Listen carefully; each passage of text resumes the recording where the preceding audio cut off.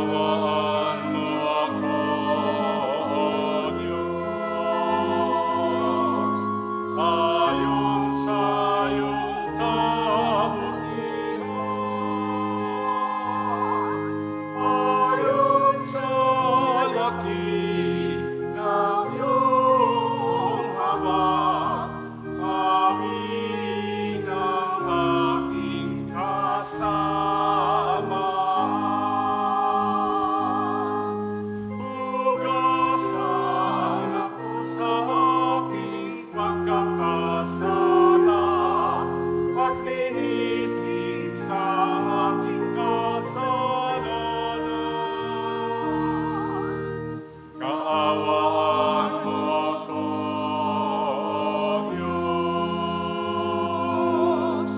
ayon sa iyong kabutihan,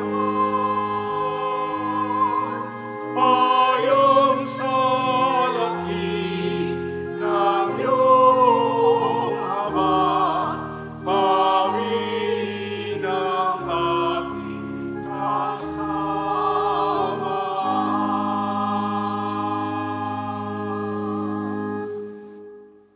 Sa ngalan ng Ama at ng Anak at ng Espiritu Santo, Amen. sumainyo ang Panginoon. At sumaiyo rin. Mga kapatid, aminin po natin ang ating mga kasalanan upang marapat tayong gumanap sa banal na pagdiriwang.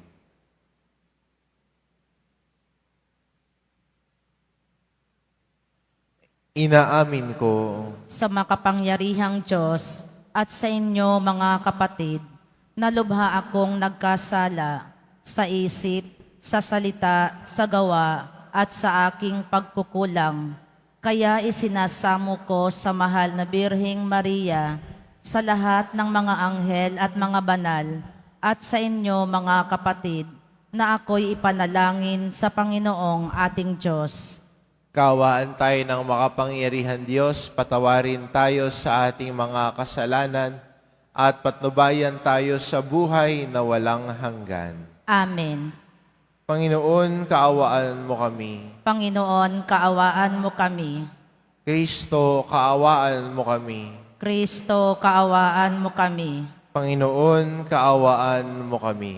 Panginoon, kaawaan mo kami. Manalangin tayo.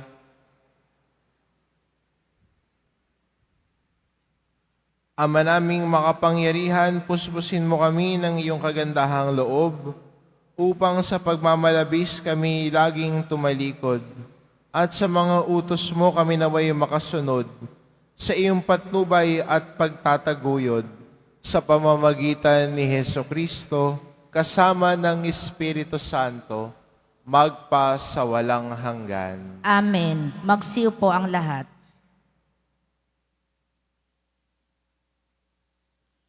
Pagbasa mula sa aklat ni Propeta Oseas. Ito ang sabi ng Panginoon, Israel, manumbalik ka na sa Panginoon na iyong Diyos. Ang pagbagsak mo ay bunga ng iyong kasamaan. Dalhin ninyo ang inyong kahilingan.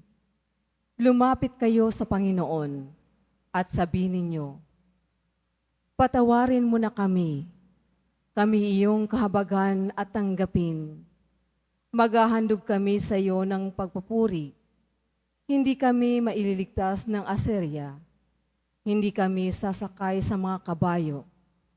Hindi na namin tatawaging Diyos ang mga larawang ginawa lamang ng aming mga kamay. Sa iyo lamang makatatagpo ng awa ang mga ulila. Sabi ng Panginoon, patatawarin ko na ang aking bayan. Mamahalin ko sila ng walang katapusan, sapagkat mapapawi na ang aking galit. Ako'y matutulad sa hamog na nagpapasariwa sa Israel, at mamumulaklak siyang gaya ng liryo. Mag-uugat ng tulad ng matibay na punong kahoy. Dadami ang kanyang mga sanga. Gaganda siyang tulad ng puno ng olibo at hahalimoyak gaya ng Libano. Magbabalik sila at tatahan sa ilalim ng aking kalinga.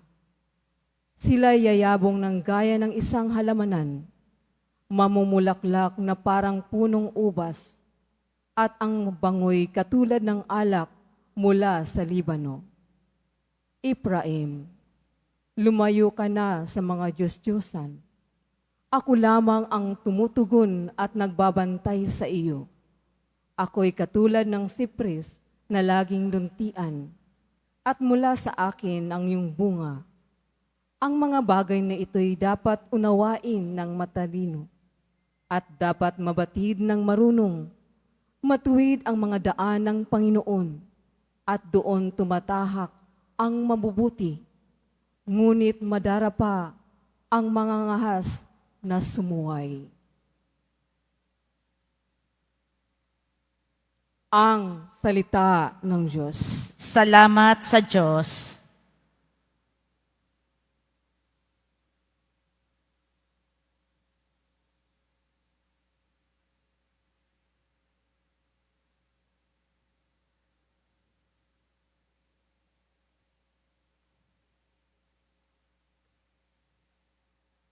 Tinig ko'y iyong pakinggan ang sabi ng poong mahal. Tinig ko'y iyong pakinggan ang sabi ng poong mahal. Sa paglabas namin sa bansang mabagsik, ganito ang wika na aking narinig.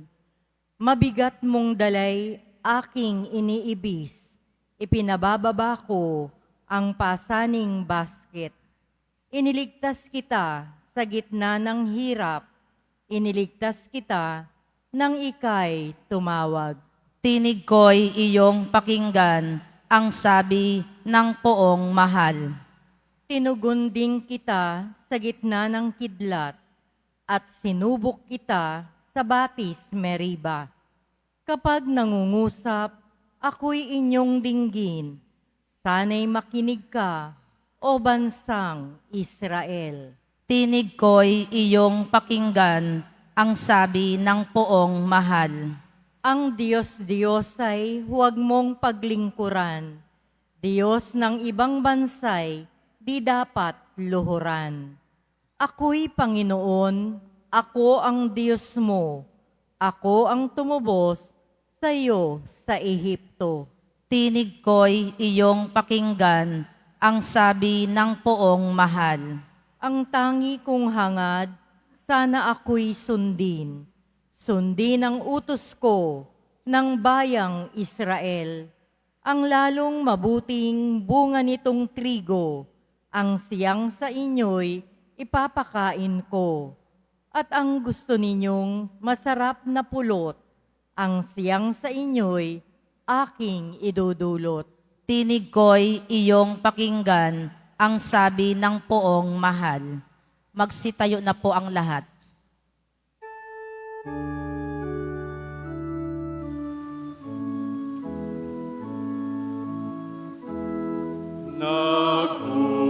Nagpupuri kami sa'yo, Panginoong Jesucristo. Nagpupuri kami sa'yo, Panginoong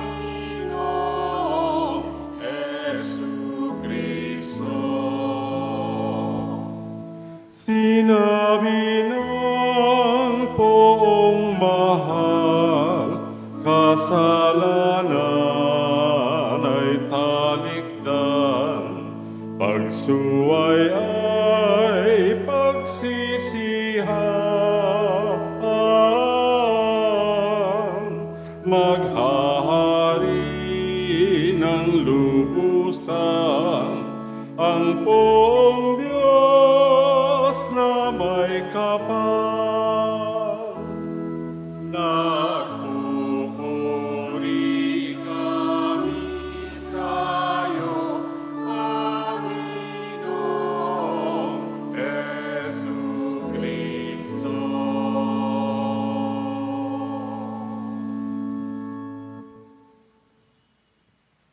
Sumainyo ang Panginoon. At sumaiyo rin. Ang mabuting balita ng Panginoon ayon kay San Marcos. Papuri sa iyo, Panginoon.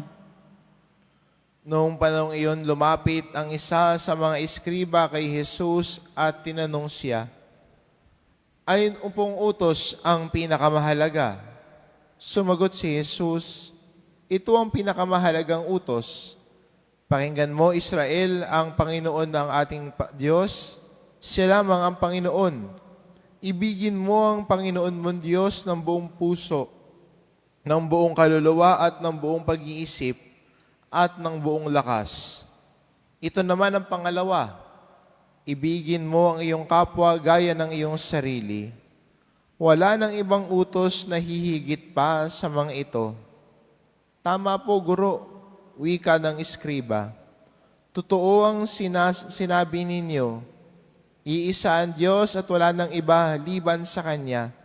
At ang umibig sa Kanya ng buong puso, buong pag-iisip at buong lakas, at ang umiibig sa kapwa gaya ng kanyang sarili, ay higit na mahalaga kaysa magdala ng lahat ng handog na susunugin at iba pang mga hain."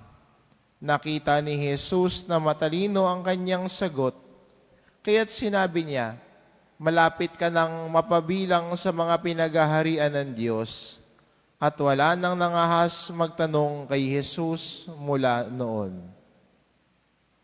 Ang mabuting balita ng Panginoon. Pinupuri ka namin, Panginoong Heso Kristo. Magsiupo ang lahat. Sa araw ng Biyernes na ito, ang araw ng debosyon natin sa Poong Jesus Nazareno. At sa ating debosyon, maganda makita ano ang mahalaga. Siguro madalas na tanong, ano ba ang pinakamahalaga para sa iyo? Pero maganda rin na sa ating debosyon sa Poong Nazareno, maganda rin itanong, ano ba ang pinakamahalaga sa debosyon natin? Baka yung iba sabihin, yung prosesyon ho. Baka yung iba sabihin, yung Eucharistia ho. Baka yung iba sabihin, makahawak sa imahe ho.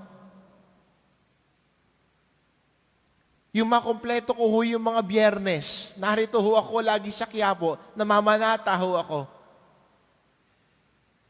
Pero siguro ang lahat ng ito ay may mas malalim pa talagang kahulugan.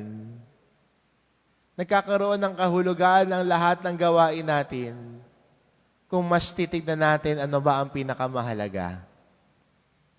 At sa ating ebanghelyo, sinasabi ni Jesus, nung tinanong siya, ano po pinakamahalagang utos? Sa lahat ng ginagawa ho namin, ano ho ba ang pinakamahalaga? At sinabi ni Jesus, pakinggan mo ang iyong Diyos, bayan ng Israel. Siyempre nga naman, bago ka makinig sa utos, bago mo sundin ang utos, kailangan marunong kang makinig. Paano nga ba makakasunod, no, kung hindi naman nakikinig? 'Di ba? Kung hindi nakikinig, sinong sinusundan mo? Baka sarili mong boses at sarili mong kagustuhan. Kaya pinakamahalaga doon unang-una sa atin, sana bilang mga deboto, ang unang kakayahan na meron tayo ay ang kahandaan nating makinig sa salita ng Diyos. Bukas ang tenga, bukas sa pakikinig. Because the way to follow the Lord is first through listening.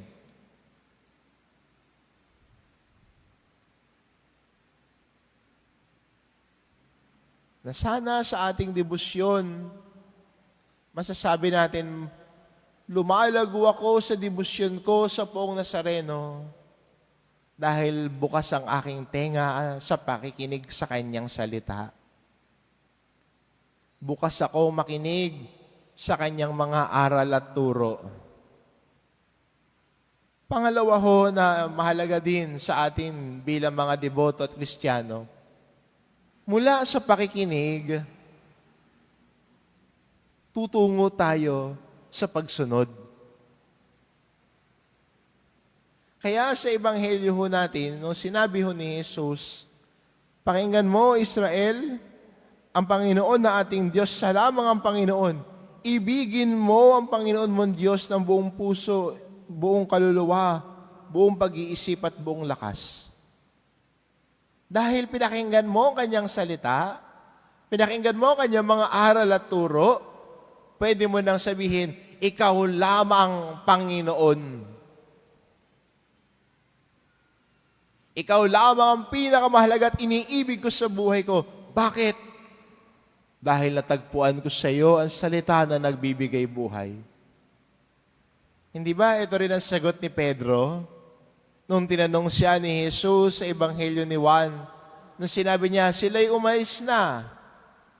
Nung nagpapahayag si Jesus na siya ang tinapay ng buhay, iniwan siya ng kanyang, iba niyang mga tagasunod. At nung tumingin si Jesus kina Pedro at sabi niya, aalis din kayo. At ang sagot ni Pedro sa kanya, saan po kami pupunta? Nasa iyo ang salita na nagbibigay buhay. Kaya sana sa atin din bilang Kristiyano, ito rin ang masabi natin, Panginoon, nakikinig kami sa iyo, at saan pa ba kami pupunta? Nasa iyo ang salita na nagbibigay buhay. At dahil dito'y minamahal ka namin ng lubos, tinatalaga namin ang aming sarili sa iyo. Minamahal ka namin ng buong puso, isip, kaluluwa. Buong kami. At sana yung pagmamahal natin sa Diyos, yung ating pagsampalataya sa Diyos, hindi lang tingi-tingi. Hindi ang pagiging deboto natin, hindi lang pag okay lang tayo at gusto natin. Even in the most trying parts of our lives, deboto tayo.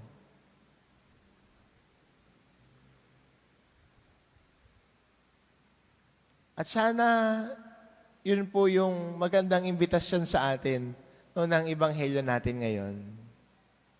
Na sa ating pagdidibusyon, sa ating pamimintuho sa mahal na Poong Hesus Nazareno, ang deboto bukas ang tenga. Bukas ang tenga sa pakikinig. Bukas ang tenga para pakinggan ang kanyang salita.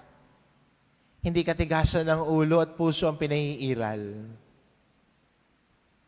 Ang isang deboto, dahil natuklasan si Jesus, dahil sa kanyang pakikinig sa kanyang salita, minamahal na niya si Jesus.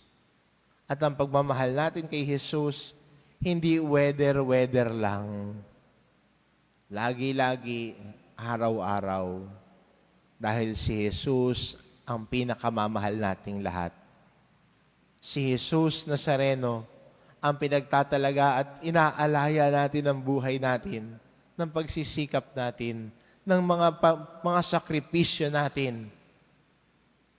Si Jesus ang pinakamahalaga sa buhay natin. At dahil mula kay Jesus, ang debosyon din natin, hindi ho nanatili sa atin lamang. Kundi ang debosyon natin, nakikita at nagbubunga sa pagmamalasakit at pagmamahal natin sa kapwa natin. Kaya nga, di ba, sa ating Ebanghelyo, hindi pinaghiwalay ni Jesus. Ang tanong lang naman sa kanya, ano ho ang pinakamahalagang utos? Pero ang sagot niya, dalawa. Etong una, mahalin mo ang Diyos ang buong isip, puso, lakas at kaluluwa. Ito naman ang pangalawa, sabi ni Jesus. Hindi siya tinatanong tungkol doon, pero sinabi niya. Ito naman ang pangalawa, ibigin mo ang Diyos gaya ng iyong sarili. Ang pagmamahal natin sa Diyos at pagmamalasakit din sa kapwa natin ay hindi pwedeng paghiwalayin. At doon nakikita kung totoo ang pagmamahal natin kay Jesus. Doon nakikita kung totoo ang debosyon natin at hindi palabas lamang at pakitang tao. Kung marunong magmalasakit ang isang deboto, kung marunong siya tratuhin at kayang tratuhin ang kapwa niya, gaya ng kanyang sarili, hindi lang para magmukhang mabait at magaling, pero kung totoo ang pakikitungo niya, siya ay totoong deboto nga. Dahil totoo siyang nagmamalasakit. Totoo siyang nagmamahal sa kapwa niya. Hindi pag may okasyon lamang. Hindi para mapicturan lang at may mga maraming tao at nagpapa-impress lamang. Totoo. Araw-araw.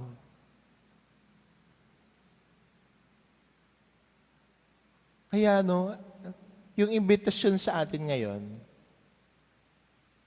at ang paanyaya sa atin ng Ebanghelyo, minsan ay magandang hamunin din tayo at imbitahan tayo na mas lalong sumunod kay Jesus, mas lalong lumalim ang ating debosyon sa Kanya, nagsisimula sa pakikinig sa Kanyang salita, nagtutungo sa buong pusong pagmamahal natin sa Diyos, pagtatalaga ng sarili natin para sa Kanya.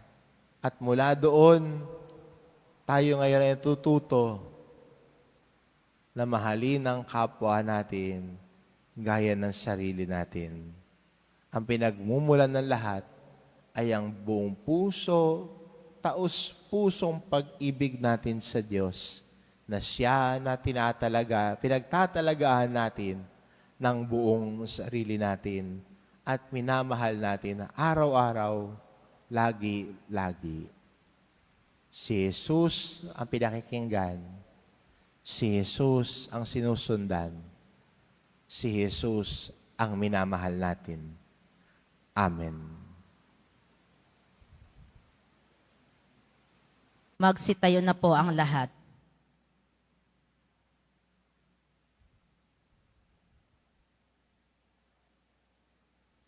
Minamahal kong mga kapatid, manalangin tayo sa Diyos Ama na pukawi ng kanyang pag-ibig ang lahat at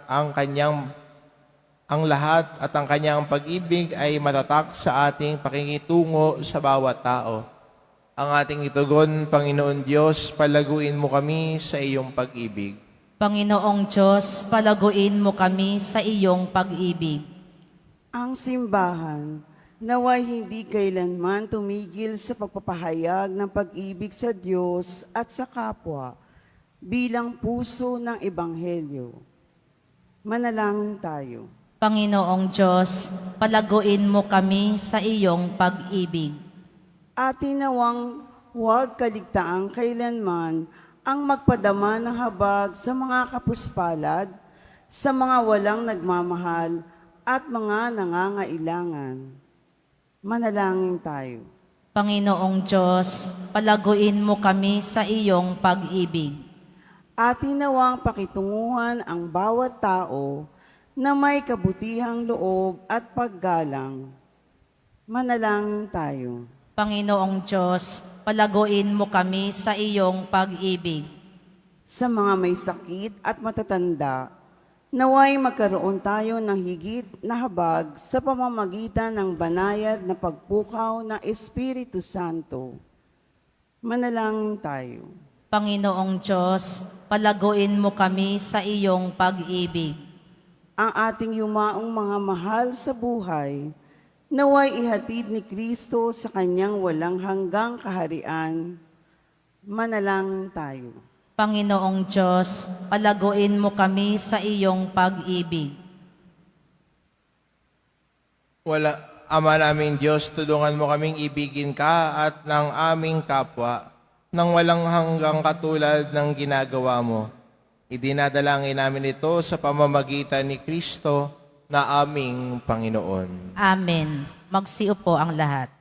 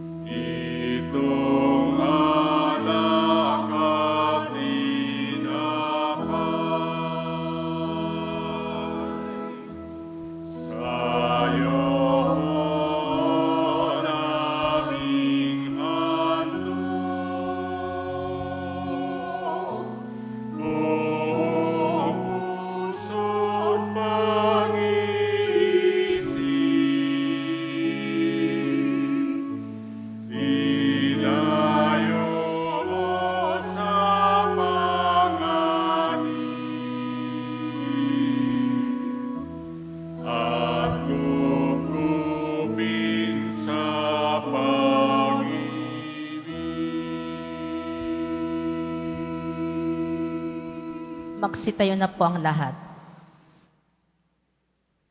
Manalangin kayo mga kapatid, upang ang paghahain natin ay kalugdan ng Diyos amang makapangyarihan. Tanggapin nawa ng Panginoon itong paghahain sa iyong mga kamay sa kapurihan niya at karangalan sa ating kapakinabangan at sa buong sambayanan niyang banal. Ama naming lumikha, tunghayan mo ang mga alay na itinalaga namin sa iyo upang kalugdan mo ang mga inihahain naming ito at kami laging dulutan ito ng pagliligtas mo sa pamamagitan ni Hesukristo kasama ng Espiritu Santo magpa sa walang hanggan. Amen. Sumainyo ang Panginoon. At sumaiyo rin. Itaas sa Diyos ang inyong puso at diwa. Itinaas na namin sa Panginoon. Pasalamatan natin ang Panginoong ating Diyos. Marapat na siya ay pasalamatan. Ama naming makapangyarihan, tunay ngang marapat na ikaw ay aming pasalamatan sa pamamagitan ni Hesukristo na aming Panginoon. Minarapat mong ang pagtitiis para sa naghihirap ay maging tagapagpahiwatig ng pasasalamat na aming inihahain ngayon sa iyong hapag. Ang iyong anak ay ulirang tagabigay ng pagsasaluhan sa mga nagugutom at mga nauuhaw. Sa pagsunod namin sa giliw mong anak, ang pagkamaawain mo ay aming ginaganap upang ang pag-iimbot ay mapawing lahat sa aming pag-uugali at gawaing binabalak. Kaya kaisa ng mga anghel na nagsisiawit ng papuri sa iyo, nang walang humpay sa kalangitan, kami nagbubunyi sa iyong kadakilaan.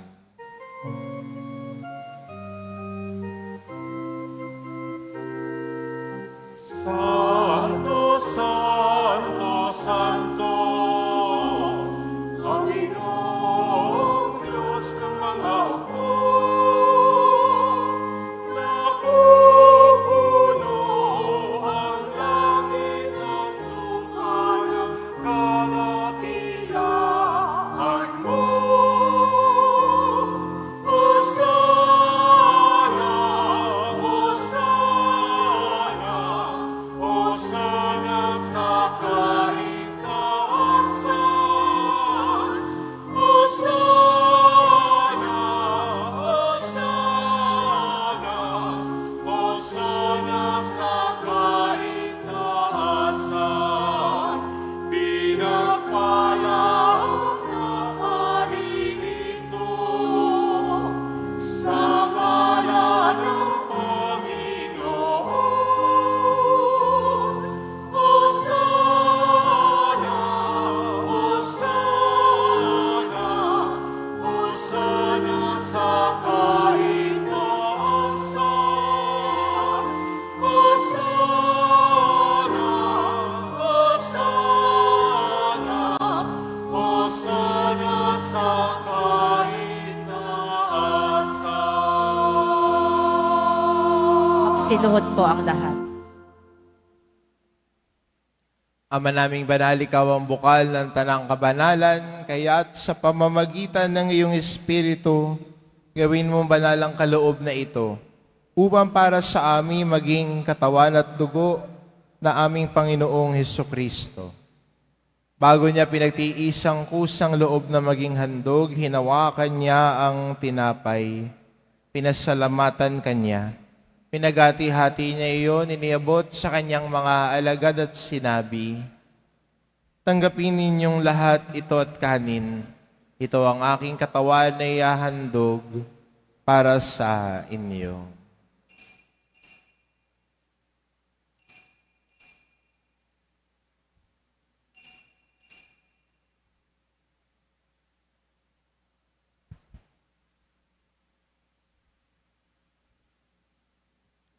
Gayun din naman na matapos ang hapunan, hinawakan niya ang kalis, muli kanyang pinasalamatan.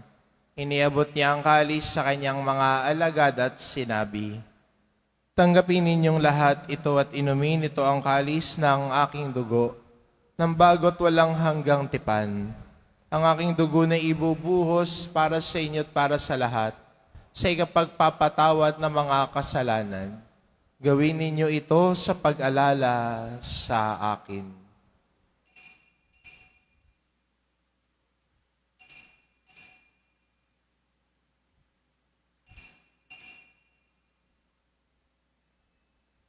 Magsitayo na po ang lahat. Ipagbunyi natin ang misteryo ng pananampalataya. Si Kristo'y namatay, si Kristo'y nabuhay, si Kristo'y babalik sa wakas ng panahon. Ama, ginagawa namin ngayon ang pag-alala sa pagkamatay at muling pagkabuhay ng iyong anak. Kaya't inaalay namin sa iyong tinapay na nagbibigay buhay at ang kalis na nagkakaloob ng kaligtasan. Kaming nagpapasalamat dahil kami iyong minarapat na tumayo sa harap mo para maglingkod sa iyo. Isinasamo namin kaming magsasalo-salo sa katawan at dugo ni Kristo ay mabuklod sa pagkakaisa sa pamamagitan ng Espiritu Santo. Ama, lingapin mo ang iyong simbahang laganap sa buong daigdig. Puspusin mo kami sa pag-ibig kaisa ni Francisco na aming Papa at ni Jose na aming Obispo at ng Tanang Kaparian. Alalahanin mo rin ang mga kapatid naming nahimlay na may pag-asang sila'y muling mabubuhay, gayon din ang lahat ng mga pumanaw. Kaawaan mo sila at patuloyin sa iyong kaliwanagan. Kaawaan mo at maging dapatin kaming lahat na makasalo sa iyong buhay na walang wakas. Kaisa na mahal na Birheng Maria na Ina ng Diyos, ng kabiyak ng puso niyang si San Jose, kaisa na mga apostol at ng lahat ng mga banal na namuhay dito sa daigdig ng kalugod-lugod sa iyo, may pagdiwang nawa namin ang pagpupuri sa ikararangal mo sa pamamagitan ng iyong anak na aming Panginoong Hesu Kristo.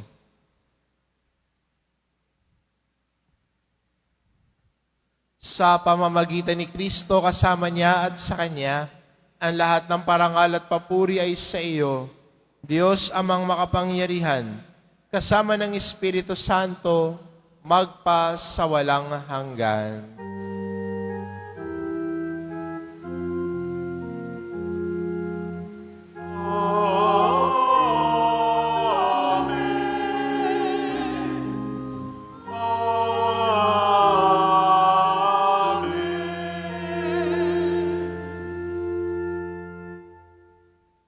Sa tagubili ng mga nakagagaling na utos at turo ni Jesus na Panginoon natin at Diyos, ipahayag po natin ng lakas loob.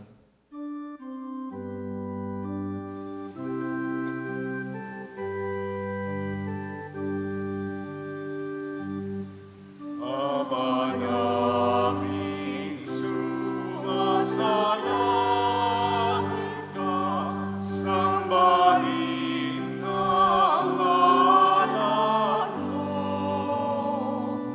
Mapasa amin ang kaharian mo, sundin ang loob mo. Dito sa lupa, para sa langit, bigyan mo kami ngayon ng aming kakanin sa araw-araw.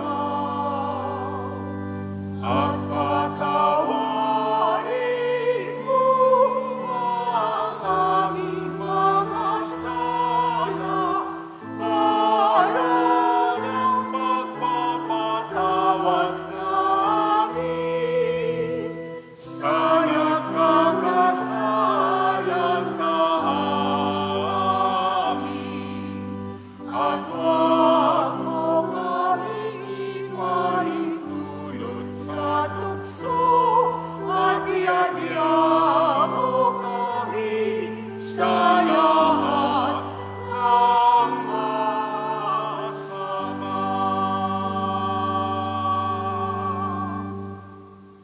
Hinihiling namin kami adya sa lahat ng masama pagkalooban ng kapayapaan araw-araw. iligtas sa kasalanan at ilayo sa lahat ng kapahamakan. Samantalang aming pinananabikan ng dakilang araw ng pagpapahayag ng tagapagligtas naming si Hesu Kristo. Sapagkat iyo ang kaharian at ang kapangyarihan at ang kapurihan magpakailanman. Amen. Panginoong Kristo, sinabi mo sa iyong mga apostol, kapayapaan ang iniiwan ko sa inyo, ang aking kapayapaan ang ibinibigay ko sa inyo. Tungayan mo ang aming pananampalataya at huwag ang aming pagkakasala. Pagkalooban mo kami ng kapayapaan at pagkakaisa, ayon sa iyong kalooban kasama ng Espiritu Santo, magpasawalang hanggan. Amen. Ang kapayapaan ng Panginoon ay laging sumainyo. At sumaiyo rin. Magbigayan kayo ng kapayapaan sa isa't isa.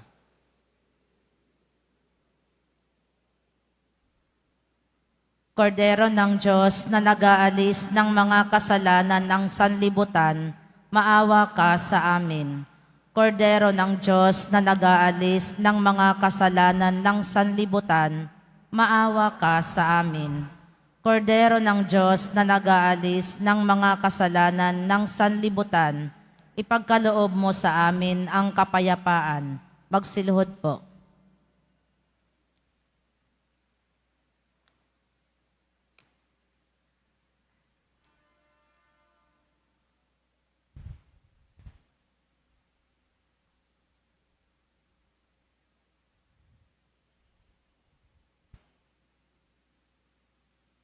Ito ang kordero ng Diyos, ito nag-aalis ng kasalanan ng sanlibutan. Mapalad ang mga inaanyayahan sa kanyang piging. Panginoon, hindi ako karapat-dapat na magpatuloy sa iyo, ngunit sa isang salita mo lamang ay gagaling na ako.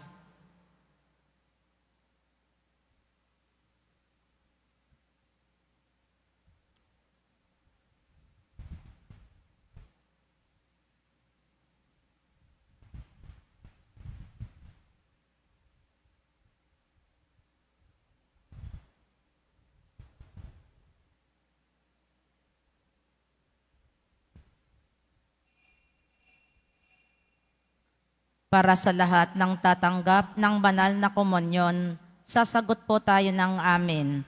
Pagkasabi ng pari o ng lay minister ng katawan ni Kristo at isubo agad sa bibig bago umalis sa harapan ng pari o lay minister, sumunod po tayo.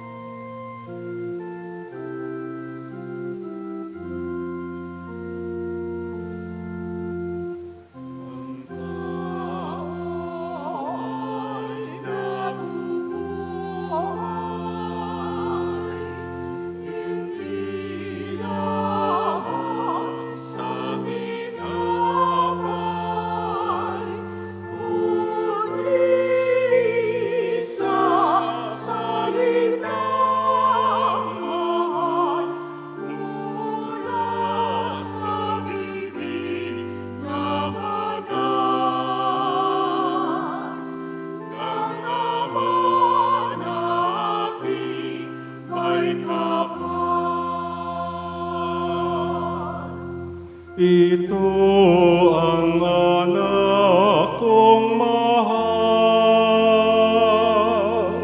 na aking kinalulugdan ng buo kong kalooban.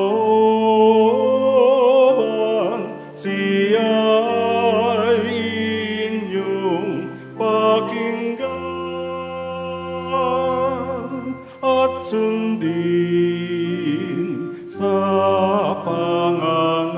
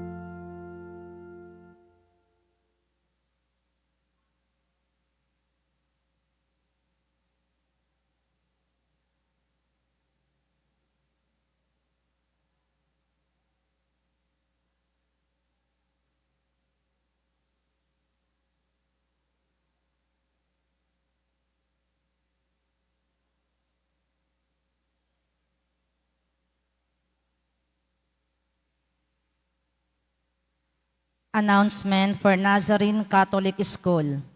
Ang Nazarene Catholic School, ang paaralan ng Basilica Minor at Pambansang Dambana ni Jesus Nazareno, ay tumatanggap na ng mag-aaral mula sa preschool hanggang sa senior high school para sa school year 2025-2026. Sa mga mag-aaral na papasok para sa grade 1 at grade 7, ang paaralan po ay magbibigay ng libreng mga libro na sa darating na pasukan. Mayroon din pong academic discount sa mga mag-aaral na kabilang sa top 10 na papasok ng grade 1 at grade 7. May matatanggap na 13,000 ESC subsidy ang mga grade 7 na patuloy na matatanggap hanggang sa sila ay makarating ng grade 10. Bukod pa po dito, ang lahat ng mga mag-aaral na papasok bilang grade 11 mula sa public school ay maaari pong mag-enroll ng libre at wala nang babayaran hanggang sa siya ay matapos ng senior high school. Para sa karagdagang impormasyon, tulong pang-edukasyong pinansyal, deskwento at mga scholarship, maaari kayong mag-message sa The Nazarene Catholic Schools Facebook page o tumawag sa mga sumusunod na numero na nakapaskil sa ating LED screens. Pagkatapos ng misa, ang pagwiwisik po ng banal na tubig ay magaganap sa labas ng ating simbahan. Pinakikiusapan ang lahat na ang tanging labasan o exit ay sa Quezon Boulevard at sa Plaza San Juan lamang. Iwasan po natin ang magtulakan. Sumunod po tayo. Maraming salamat po sa inyong pagdalaw at pagsisimba sa Basilica Minor at Pambansang Dambana ni Jesus Nazareno. Magsiluhod po ang lahat. Mahal na poong Jesus Nazareno, banal ang iyong pangalan. Dinadakila at pinasasalamatan ka namin. Nagpakababa ka at sumunod sa kalooban ng Ama. Pinasan mo ang krus at nag-alay ng buhay para sa aming kaligtasan. Tanggapin mo ang aming dasal at sakripisyo. Itulot mo na kaming sumasamo ng buong katapatan at pagmamahal, magbahagi ng mabuting balita, magsisi at itakwil ang kasalanan at masama, at maghatid ng awa at kapayapaan sa aming kapwa. Ipinagkakatiwala namin sa iyo ang lahat-lahat sa amin. Ipinapanalangin namin ang mga nangangailangan ng iyong tulong. Ipinapaubaya namin sa iyo ang aming mga kahilingan.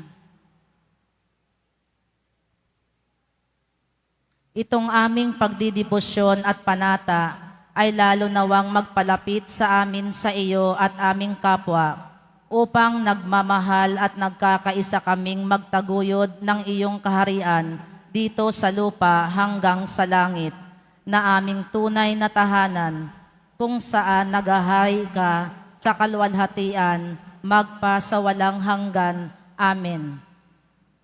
Magsitayo na po ang lahat.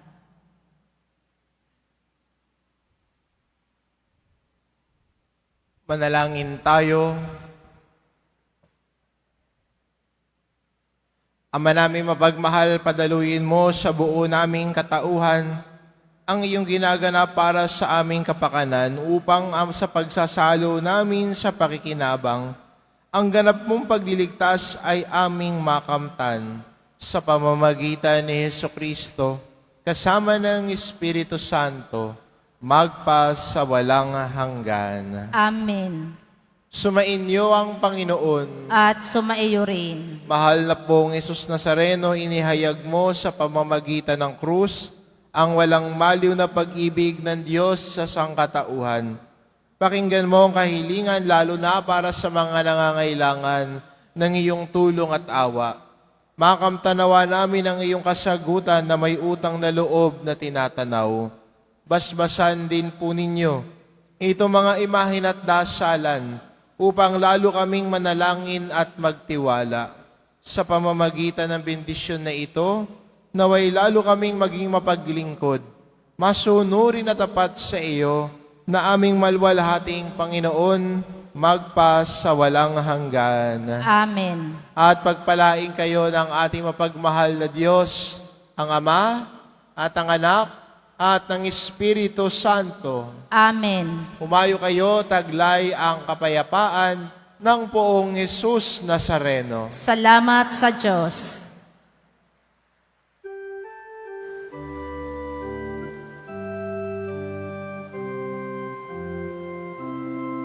Nuestro Padre Jesús Nazareno, sinasamba ka namin, pinipili